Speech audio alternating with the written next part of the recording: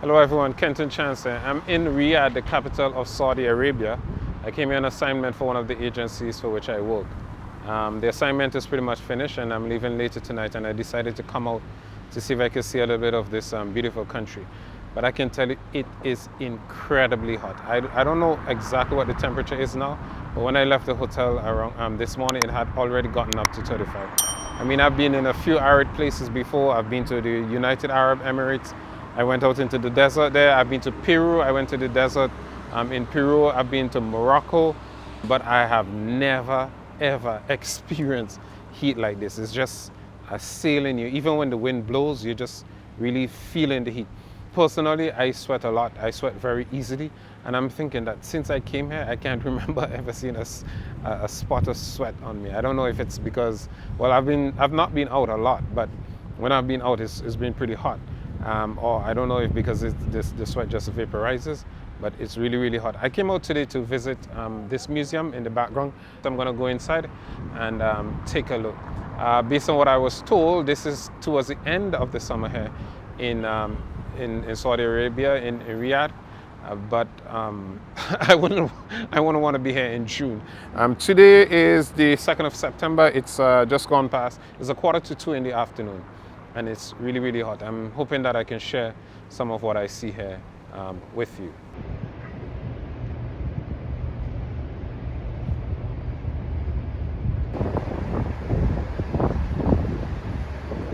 This is the palace behind here. I just asked two people where's the entrance to the palace, and they said it looks as if it's closed right now. That would be such a disappointment because I just paid the equivalent of about 75 EC dollars to come here by taxi, and the hotel was the one who, well, I booked the taxi through the hotel, and I would be really, really disappointed if this thing is closed. But based on what I was told by two gentlemen that I asked, they said that maybe they said that the entrance should be behind here, but they said maybe that there's another entrance that is open. But as you can see, there's some sort of renovation taking place there. So I'll check and see.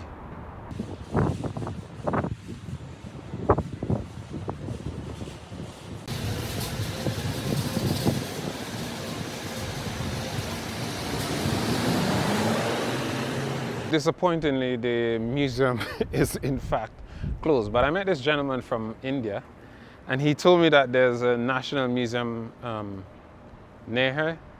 He says it's in walking distance, and I mean 1 point something kilometers is indeed walking distance, but at this hour of the day and this type of heat, I'm not too sure. So I'm gonna take a look and see how it goes, but I think most likely I'll be taking a taxi. So much for Masmak Palace. I won't be seeing there because it's close to renovation. It would have been great if when I looked it up online, it had said so, but online it says that it's open. And interestingly, when I looked for the palace, the National Museum, online it says, on my device, it said that was closed until Tuesday, but a gentleman showed on his device that it says that it's open. So I guess we'd have to try and see. So based on what the gentleman said, I'm supposed to cross here and just go straight for about 1 kilometer. I have an issue here because it's one of the few places that I've gone to where my phone does not roam, and so I don't have any data, so we'll see how it goes. Okay, so I'm heading down this rather dodgy looking street, but sometimes with these things you have to trust your instincts. I started down already, I turned back, I wasn't sure, but then sometimes you just have to trust your instincts and look as if you know what you're about, and then that can work in your favor. So let's see how it goes. I've met somebody who speaks English, and he confirmed that I'm on the right way, on the right path. He was telling me to turn left at the signal ahead, but then he said going straight is probably the best thing. So like I said, sometimes you just have to trust your instincts, and I know some people might be wondering, well, if something happens or what have you. But I almost always have a backup plan. Initially, I had said that the street looks dodgy, and one of the reasons why I said that is because there was quite a bit of litter on the floor, on the street itself. and some of the shops looked a little dilapidated. But as I came down the street, I realized that this area is probably an area where a lot of expats live. So, and there were quite a few stores, so I made an assessment that it might not have been as bad as it seemed, and so far so good. I'm coming up to an area that looks like a main street, so hopefully I'd be pretty close to the museum. I'm pretty close to the museum. Another thing about the heat, actually when I'm walking like this, I'm in the shadows of the building, so it doesn't feel that hot. But there's a gentle breeze, and every time the wind blows, I can actually feel how hot it is. But if the wind does not blow, then it's pretty comfortable. And when I was packing to come here, well, my trip was pretty short. It's just 3 nights. I actually thought of bringing a scarf that I bought in Morocco. And the reason I wanted to bring it was mainly for the flight, to keep it a little warm on the plane.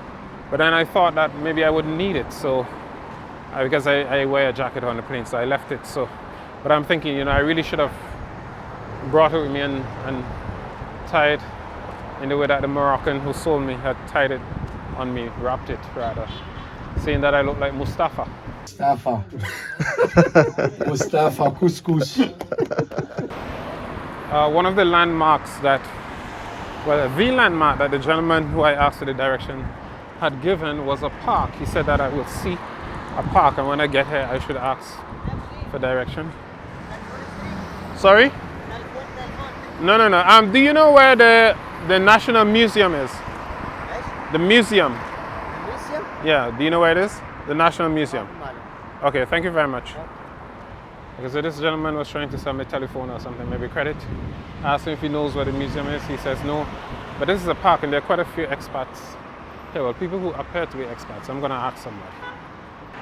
Based on what I was told, the museum is apparently 2 kilometers in this direction. But having paid 75 EC, or about 25 US to come here, why not? So after consulting with someone who gave me use of their data, I've made the decision that I'm going to go by taxi. It's not that far, but I think it's just worth my time to go there by taxi. So I got a taxi and I'm on my way to the museum. Yeah, it feels nice to be in here. Nice and cool. The museum is just about 0.7 miles away, about 1 kilometer.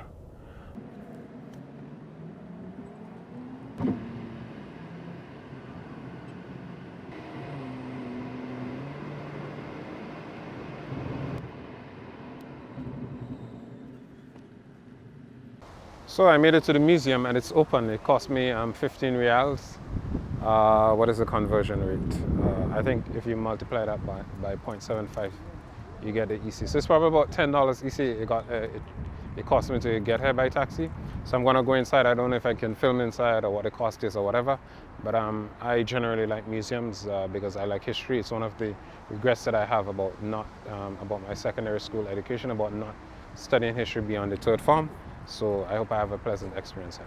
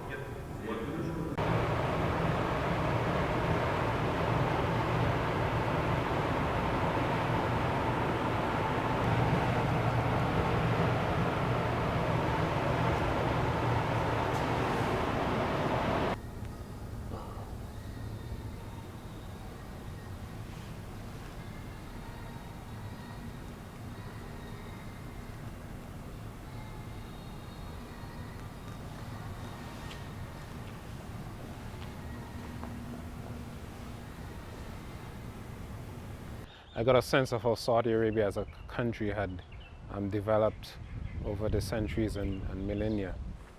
I know some of you who are watching this, you're probably thinking that doing something like this is a little reckless. Coming to a country where you don't speak the language, you're far from home, totally different culture, off-grid besides. But I like to travel, and when I go to places, I like to experience a place. I like to interact with the people and to see how they live and to see what their experiences are like. You know, we live in a world where it's very easy to not have faith in people and to keep thinking that, you know, everybody's trying to hurt you, everybody's trying to harm you. But experiences like this show you that there are a lot of very good people in the world, and if we have faith in people, a lot of times things would work out well. For instance, that gentleman who I stopped in the street, and then he gave me access to his mobile device so I can find out where this place was, and then he advised me, maybe it's better for me to take a taxi. And then coming here to the museum, one of the things that I noticed, it was a quotation from the Quran, and essentially it mirrors what it says in the Bible, that God gave man dominion over the world to subdue it and that kind of stuff. I'm quoting, because I'm Christian, I'm quoting the Christian version of it. This is not a lesson about religion. I happen to be Christian. I respect people's views, whether you're religious or irreligious. But one of the things that I wanted to make one of the points that I wanted to make as a Christian is that very often we as Christians forget that the same God that we serve, that we call Jehovah, Yahweh, or whatever name, Yeshua, or whatever name we give to him, is the same God that the Muslims are serving, is the same God that the Jews are serving. And it's just that we interpret God differently. In fact, I think there's a book that is called Brothers Torn Apart that shows how three faiths that have the same deity, how they view each other differently, and the